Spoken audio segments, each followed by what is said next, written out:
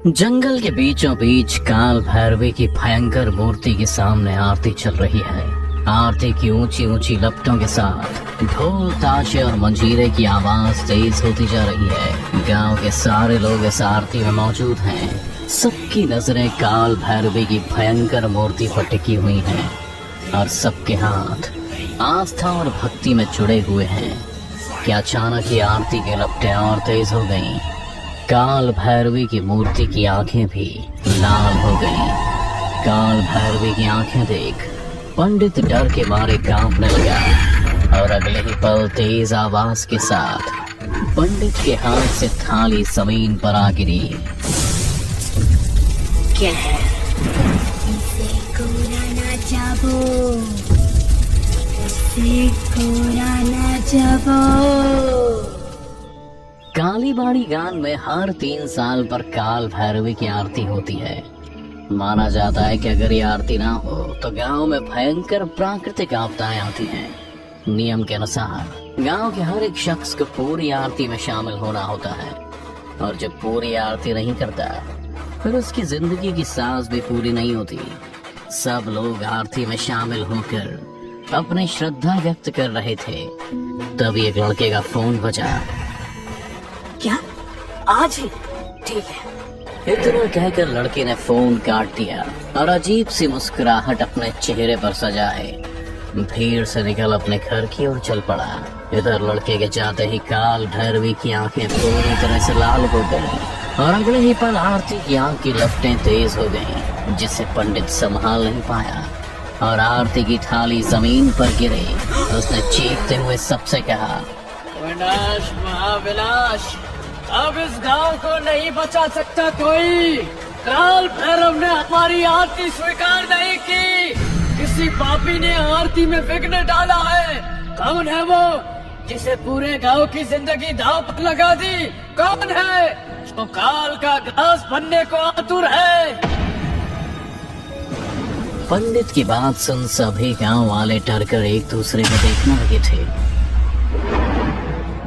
कि अचानक ही सबकी सांसें एक पल कर रुक गई, क्योंकि काल भैरवी की आंखों से आग निकलने लगी थी, जिसे देख अगले ही पल सभी गांव वाले भागने लगे। भागो! काल भैरव अपने रोदार रूप में आ गई है। भागो, जल्दी भागो!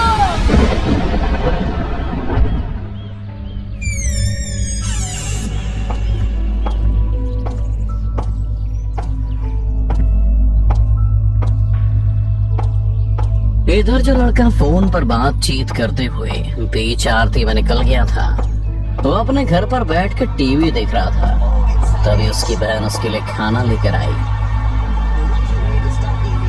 लो सुजीत, तुम खाना खा लो, मुझे भूख नहीं है। पता नहीं किस बददिमाग ने पूरे गांव को संकट में डाल दिया। पता नहीं अब क्या होगा।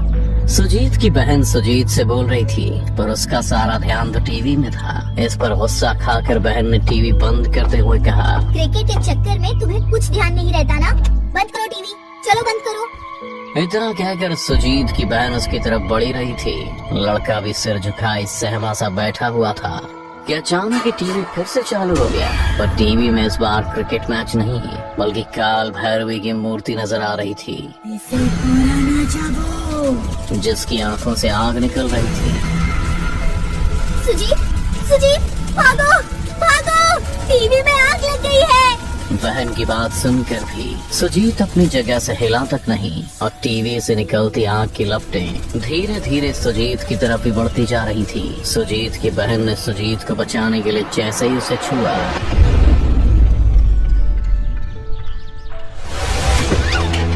पर उसकी बहन अभी भी सुजीत का नाम ही पुकार रही थी। सुजीत, सुजीत, क्या हुआ तुम्हें? इसे कोरा ना जाबो। हो ना हो किसी ने आरती नहीं पूरी की और मैच देखने वापस आ गया। काल भैरवी इसे नहीं छोड़ेगी। क्या करूं? क्या करूं? मुझे हवन का भभूत लाकर इसे लगाना चाहिए। इतना कहकर बहन ने सुजीत को वो भभूत लगा दी, जिसके लगते ही सुजीत एकदम से बेहोश हो गया था। कुछ होश आया सरला दीदी, अरे मैं नीचे कैसे सो गया और आपने टीवी बंद क्यों कर दिया? कितना शानदार मैच दे रहा था। क्या तुम्हें कुछ याद नहीं? कैसे याद नहीं, हम बस मैच जीतने ही वाले हैं। क्रीज पर अपना माही ही है। इसे कुछ याद नहीं, पर मुझे पंडित जी से मिलकर सारी बातें कहनी चाहिए। पर नहीं, गांव के नियम के अनुसार जो भी आरती पूरी नहीं करता उसे गांव छोड़कर जाना पड़ता है। किसी को कुछ ना बताने में ही भलाई है। और अब तो सुजीत भी ठीक है। अगली रात पूरे गांव में मौत की शांति पसरी हुई थी। सरला भी अपने कमरे में चैन से सो रही थी कि अचानक एक चीख से उसकी नींद खुल गई। उसे किसी अनहोनी का एहसास होने लगा था। इसी सोच के साथ जब वो सुजीत को देखने उसके कमरे में गई और उसने जो देखा उसे देख उसके बदन का रोम रोम डर के मारे कांप उठा था, क्योंकि सुजीत हाथ के बल चल रहा था और उसके पैरों पर 2 दिए चल रहे थे। बचाओ दीदी, मैं चल रहा हूँ दीदी, बचाओ दीदी, बहुत दर्द हो रहा है दीदी, बचाओ। सुजीत ने सरला को देखते ही कहा।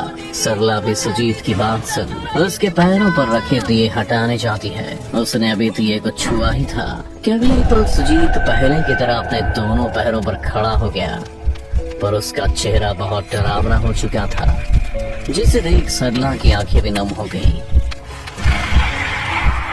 सुजीत सरला से कुछ बोलने ही जा रहा था कि जैसे ही उसने अपना मुंह खोला, इसे कोरा ना चाबो, इसे कोरा ना चाबो। ये कहते हुए सुजीत का आधा हिस्सा एक औरत का हो गया था, जिसके हाथ लगातार बड़े होते जा रहे थे। सरला भी उन हाथों से बचते हुए इधर उधर भाग रही थी, पर उसकी ये कोशिश नाकामयाब रही। बचाओ मुझे, मुझे बचाओ कोई। इसे कोरा ना चाबो, इसे कोरा ना चाबो। सरला की चीख सुन पंडित उसके घर आ गया था। अरे ये तो काल भैरव की आवाज है। इसे कोरोना चाबो, मतलब इसे कोई नहीं बचा सकता। हे भगवान, अब इसके बाद पूरा गांव संकट में होगा, मुझे कुछ करना ही होगा। भभूत लगाते ही सुजीत फिर से बेहोश होकर जमीन पर गिर पड़ा। सरला भी अब आजाद हो गई थी। काली के काल को आमंत्रण दिया है तुम लोगों ने। अब बस अंधेरा होगा, हर तरफ अंधेरा होगा, कोई नहीं बचेगा, कोई नहीं। पंडित जी, कोई तो उपाय होगा मेरे भाई को, मेरे गांव को बचाने का। पंडित जी। हाँ है, पर बहुत ही मुश्किल। सुजीत को माँ काली की प्रतिमा के चारों ओर घूमकर कई महीनों तक आरती करनी होगी। चाहे कड़कड़ाती धूप हो या तूफान, परिक्रमा रुकनी नहीं चाहिए। तभी काल भैरव प्रसन्न होगी। उनके प्रसन्न होते ही अपने आप वो आरती प्रसाद के रूप में ग्रहण कर लेगी। वो प्रसाद खाते ही सुजीत ठीक हो जाएगा। पंडित सरला को सारी बात बता ही रहा था कि तब तक सुजीत को भी होश आ चुका था। उसने होश में आते ही पंडित से कहा, मैं करूँगा ये परिक्रमा। अगले दिन सुजीत अपने हाथ में आरती की थाली लेकर काल भैरव की प्रतिमा की परिक्रमा करनी शुरू कर दी। आरती की लपटें तेज होने लगी थी और सुजीत एक कदम के साथ एक पुरुष होता तो अगले ही पल वो काल भैरवी का रूप ले लेता और सबसे बस यही कहता, इसे कोरा ना चाबो, इसे कोरा ना चाबो। सुजीत की बात पूरे गांव में गूंज रही थी, जिससे सुन गांव वाले भी डरने लगे थे। इसे कोरा ना चाबो, इसे कोरा ना चाबो। चलो सभी काल भैरव के पास चलो, वो काफी कुपित है। जल्दी जल्दी चलो, उनसे माफी की भीख मांगते हैं। सभी गांव वाले दौड़ते हुए काल भैरवी की प्रतिमा के सामने हाथ जोड़े डरे सहमे खड़े थे। सुजीत भी काल भैरवी की प्रतिमा की परिक्रमा किए जा रहा था और हर कदम के साथ वो सबसे यही कह रहा था, इसे कोरा ना चाबो। सुजीत अभी बोल ही रहा था कि तभी काल भैरवी की आंखों से लपटें निकली और अगले ही पल सुजीत धूल होकर चलने लगा। ये देख सभी गांव वाले डर गए थे। अपने भाई को बचाने सरला उसके पास जा ही रही थी, तभी पंडित ने उसका हाथ पकड़ से रोकते हुए कहा, यही गाँव के हित में है बेटी। और जब तक सरला कुछ कर पाती, सुजीत चीखता हुआ चलकर राख हो चुका था। सर्दी गांव वाले ने उसे एक बली समझ अपने मन को समझा लिया, लेकिन एक बहन से उसका भाई हमेशा हमेशा के लिए दूर जा चुका था।